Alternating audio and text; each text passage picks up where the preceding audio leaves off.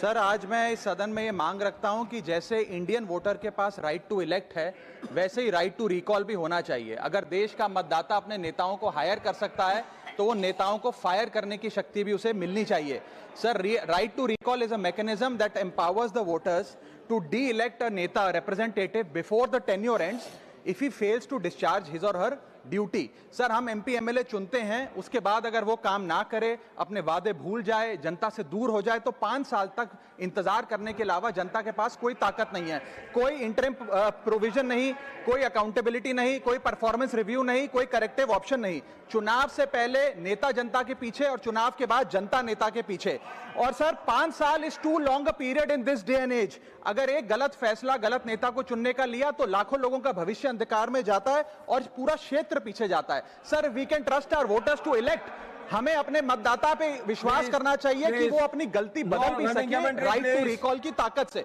Sir, let me clarify that right to recall is not a weapon against politicians. It is an insurance policy for democracy.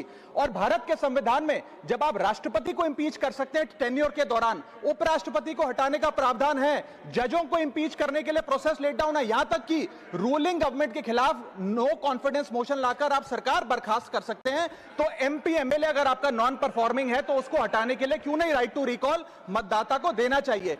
दुनिया की 24 से ज्यादा democracies में right to recall का mechanism लागू है, जिसमें यूएस, कनाडा, स्विट्जरलैंड जैसे देश है। मैं आपको उदाहरण देता हूं सर, कैलिफोर्निया में गवर्नर क्रिस डेविस नाम के नेता 2002 में चुने गए।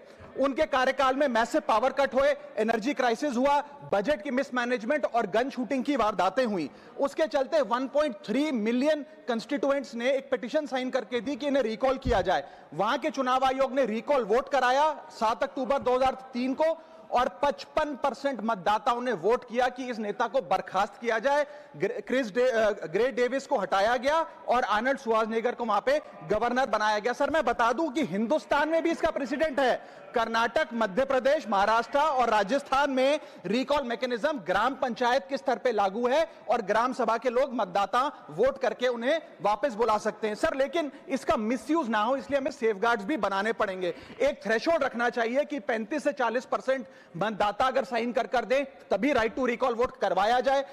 नेता को 18 महीने के लिए परफॉर्मेंस पीरियड देना चाहिए, कूलिंग ऑफ पीरियड, जिसमें उसे ना हटाया जाए। स्पेसिफिक ग्राउंड्स फॉर रिमूवल होने चाहिए ताकि फ्रिवलेस ग्राउंड्स ना हो और रिकॉल कम से कम 50% वोटों के बाद हो। ऐसा होगा तो पार्टियां भी ऐसे लोगों को टिकटें देंगी जो परफॉर्मर्स हो, ना कि नॉन परफॉर्मिंग एसेट, और भारत की डेमोक्रेसी मैच्योर होगी, सिटीजन एम्पावरमेंट बढ़ेगा and recall will give the voter the power to fix that right now. Sir, R Girirajan ji.